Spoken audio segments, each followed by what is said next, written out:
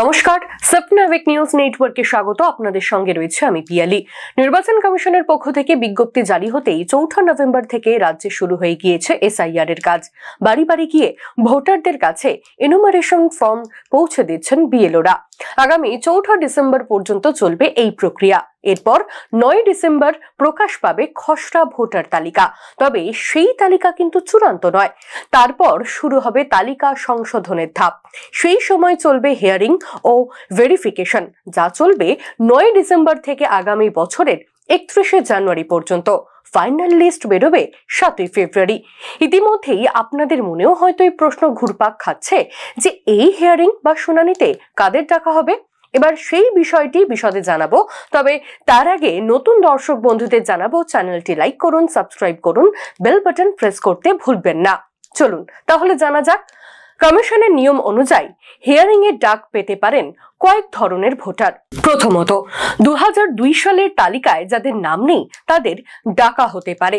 ইয়ারও যদি মনে করেন আপনাদের অতিরিক্ত যাচাইয়ের প্রয়োজন, তবে তাদের ডেকে পাঠানো হবে হিয়ারিং এ। সেখানে দেখাতে হবে কমিশনের নির্ধারিত ১১টি নথির মধ্যে অন্তত একটি বৈধ ডকুমেন্ট। দ্বিতীয়ত, পুরনো তালিকায় যদি আপনার পরিবারের কারোর নাম না থাকে তাহলে আপনাকেও ডেকে পাঠানো হতে পারে। অর্থাৎ কমিশন এমন পরিবারগুলোকেও হিয়ারিং এর জন্য ডাকতে পারে যাদের নাগরিকত্ব সংক্রান্ত তথ্য যাচাই করার প্রয়োজন রয়েছে। তবে এখানেও আধার ছাড়া বাকি ১১টি নথির মধ্যে যে কোনো একটি বৈধ নথি দেখাতে পারলেই আপনার নাম উঠে যাবে এসআইআর এর ফাইনাল লিস্টে। তৃতীয়ত, ভুল তথ্য দেওয়া ভোটাররা।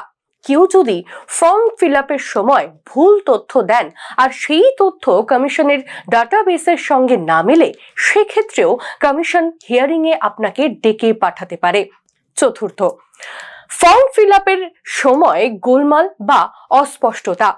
কোনো ভোটারের ফর্মে যদি বিএলও বুঝতে না পারেন বা কমিশনের কাছে অস্পষ্ট থাকে, তাহলেও সেই ভোটারকে ডেকে পাঠানো হতে পারে যাচাইয়ের জন্য। এবার জানাই কি করতে হবে হিয়ারিং এ গিয়ে। তালিকা সংশোধনের ধাপে যদি হিয়ারিং এর ডাক আসে, ভয় না করে সঙ্গে নিয়ে যান নির্ধারিত নথি। প্রমাণ দিতে পারলে সমস্যার সমাধান এবং এসআইআর এর চূড়ান্ত তালিকায় নিশ্চিত হবে আপনার নাম। আবারও বলে রাখি, কমিশনের সামান্যতম সন্দেহ হলেই আপনাকে ডাকা হতে পারে শুনানিতে। তবে সঠিক তথ্য ও বৈধ কাগজ সঙ্গে থাকলে চিন্তার কিছু নেই। আজ এখানেই শেষ করছি। এসআইআর সংক্রান্ত আরো তথ্য জানতে অবশ্যই চোখ রাখুন স্বপ্নাবিক নিউজের পর্দায়।